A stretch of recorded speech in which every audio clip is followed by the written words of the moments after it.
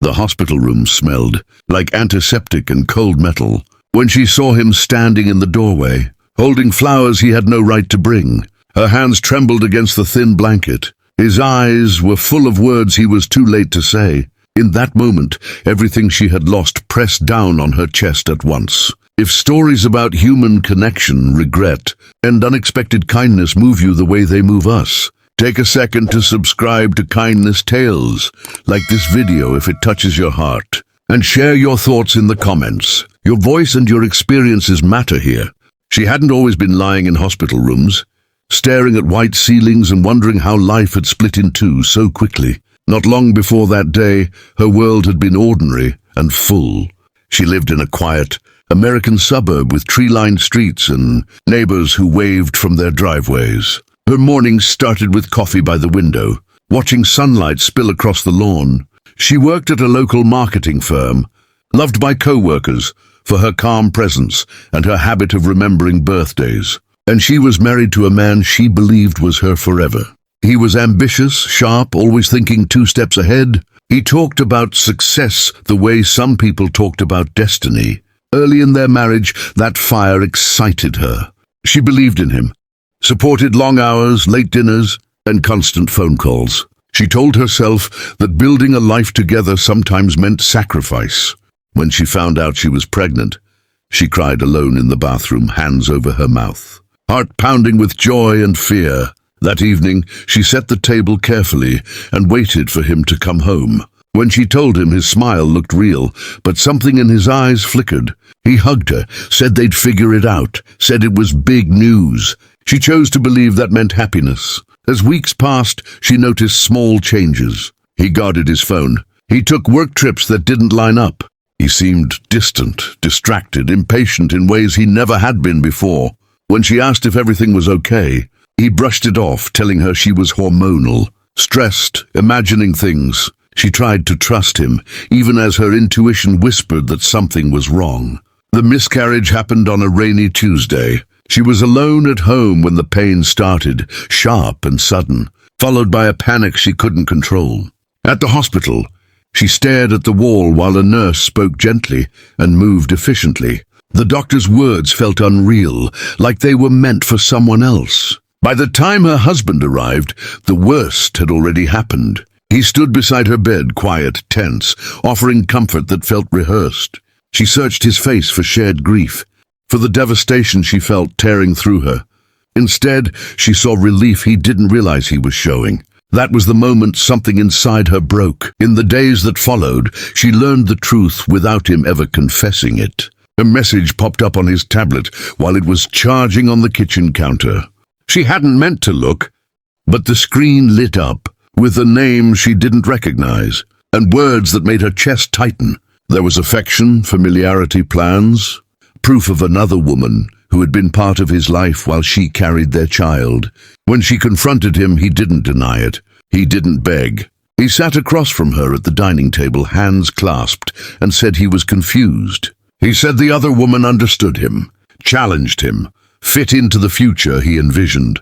He said the miscarriage had changed things. He said things that sounded like excuses and decisions all at once. She listened quietly, numb, as he talked himself into choosing someone else. To him, it was a transition.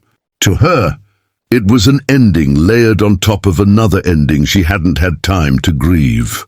She packed a suitcase that night, not because she wanted to be strong, but because staying felt unbearable. She left the house that had been filled with plans for a baby and drove to her sister's place in another town. She didn't scream. She didn't throw anything. She simply walked away, carrying a loss that no one could see from the outside. The months that followed were some of the hardest of her life. She went to therapy. She cried in grocery store parking lots. She avoided baby aisles and muted friends' pregnancy announcements online. Yet in the middle of that pain, small kindnesses kept her afloat. A neighbor she barely knew left soup at her door. Her sister sat with her through sleepless nights, holding her hand in silence. A co-worker covered deadlines without asking questions. Slowly, she rebuilt herself. She took a new job in the city, trading her suburban quiet for the hum of coffee shops and crowded sidewalks. She moved into a small apartment with tall windows and learned to enjoy her own company again. She started volunteering at a community center, helping young women with resume writing and interview prep, channeling her hurt into something useful. It was at a charity fundraiser organized through that center that she met him. He wasn't flashy or loud. He listened more than he spoke.